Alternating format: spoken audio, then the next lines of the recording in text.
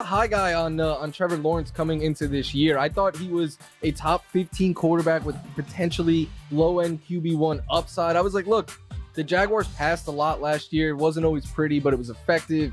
They have good pieces around him, and like Marvin Jones and Chenault and Chark. And then it never came to fruition. I thought he would run more, especially near the goal line, and he's throwing one touchdown pass per game. Like I saw a stat that said like he has as many passing touchdowns in his last 7 games as Derrick Henry does, and I was just like, this is awful. Like a huge L by me, a big swing and a miss, and I just expected a lot better. I mean, I think that was for everybody, though, right? I mean, you talked about the weapons that were around him. You talked about the fact that, they were bringing in a coach that it seemed like would be able to maximize his skills. And this passing game has been horrific. John Shipley, who does great work, covering the Jaguars, go follow him on Twitter. Kind of compared this to the Blaine Gabbert era in terms of at least the production, right? I think we all concede that Trevor Lawrence is a more talented quarterback than Blaine Gabbert was.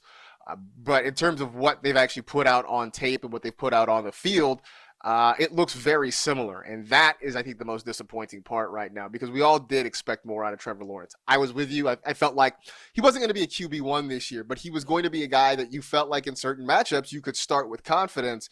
And that really has not been the case at all. So I think for the Jaguars, the priority in the offseason is to bring in a coach who can mentor Lawrence to get him up to speed, because this guy is supposed to be the future of the franchise. You've pretty much wasted the first year with him. You've got to get this thing going in a hurry, for fear that you end up just sort of squandering what could be a great talent at quarterback. Meanwhile, on the other end of the spectrum, an older guy who's kind of just now getting his shot. It is Taysom Hill. It's the Saints this week taking on the Miami Dolphins. That's the Monday Night Football game in New Orleans. Last week, not a great week for Taysom Hill. They tried throwing the football 27 times with him. He ran it a little bit, wasn't really successful in either format. Was last week kind of an anomaly, because he has been pretty good as a starter most of the time, or is this a warning of things to come? I think it's a little bit of both. I think it's a warning that like maybe we were getting too excited on Taysom Hill. Myself was definitely one of those guilty parties. I had him in the top 10 last week.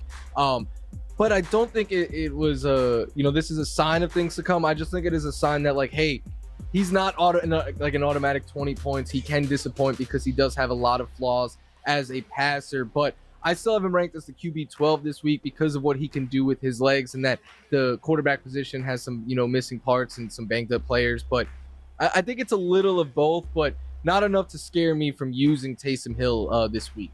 I think it's also a reminder of how frighteningly low his floor can be if he's not scoring touchdowns. I mean, part of what has kept him relevant is getting in the end zone, whether it's as a runner or the occasional passing touchdown that he throws, but didn't do either of those things on Sunday night against the Bucs, and that's part of why he gave you less than 10 fantasy points.